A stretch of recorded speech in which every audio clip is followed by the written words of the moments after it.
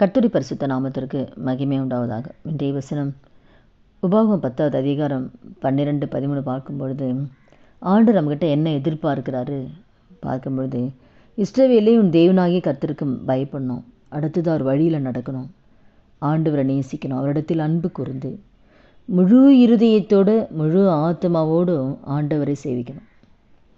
இதுதான் கர்த்தர் நம்மகிட்ட எதிர்பார்க்கிறார். அவருடைய கற்பனைகளையும் கட்டளைப்படி கை கொள்ளணும். ஆண்டு நம்மகிட்ட எதிர்பார்க்கறதெல்லாம் இதுதான். ஆண்டவருக்கு பயப்படும், முதலாவது தேவனுக்கு பயப்படுற நம்ம இருக்கணும். தீமை வெறுப்பு தான் கர்த்தருக்கு பயப்படுற பயன்னு பார்க்குறோம். அப்போ என்ன, ஆண்டவருக்கு பிரியமில்லாத தீமையான காரியங்களை நம்ம வெறுக்கிறவங்கள நம்ம இருக்கணும். கர்த்தருக்கு பயப்படுகிற பயம் எப்பொழுதுமே நமக்கு இருக்கணும். ஆண்டவர் பார்க்கிறார், இது ஆண்டவருக்கு பிரியம் கிடையாதுன்னு ஒவ்வொரு நிமிடமும் கர்த்தருக்கு பயப்படுற பயம் நமக்கு இருக்கணும். அப்புறம் அவர் வழியெல்லாம் நடக்கணும். அவர் வழி எதுன்னு சொல்லி நம்ம வேதத்தை பார்க்கும் பொழுது நம்ம ஆண்டவர் கற்றுக் கொடுப்பார்.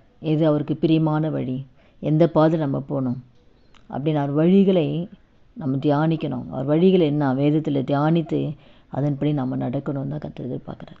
அவரை நேசிக்கணும், ஆண்டவரை நேசிக்கணும். நம்மகிட்ட எதிர்பார்க்கறதுலாம் அவர் அன்பை தான் எதிர்பார்க்குறார்.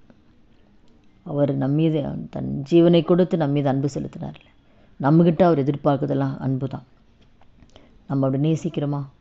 அதே போல் ஆண்டவரை வணங்கும் பொழுது கடமைக்காக வணங்கக்கூடாது. முழு இருதயத்தோட முழு ஆத்மாவோட ஆண்டவரை சேவிக்கணும்.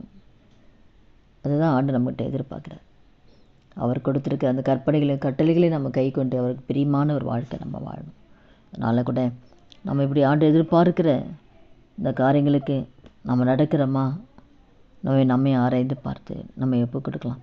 துதிகள் மத்தியில் வாசம் நல்ல தகப்பனே, சிவநாமத்துடைய சமூகத்தில் வருகிறோமப்பா.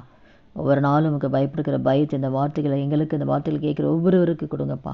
உங்களுடைய வழிகள் நடக்க, உண்மை நேசிக்க, இந்த ஊழியத்தை செய்ய, இந்த கட்டளைகள்லாம் கை கொண்டு நடக்கக்கூடிய கிருபை ஆவியன் எங்களுக்கு இந்த வார்த்தை கேட்குற ஒவ்வொருத்தருக்கு கொடுத்து நடத்தும்படியாக செபிக்கிறோம். இப்படி செய்யப்போதுக்காக நமக்கு நன்றி செலுத்துகிறோம். இயேசு கிறிஸ்து நாமத்தில் செபிக்கிறோம் நல்ல பிதாவே, ஆமீன்.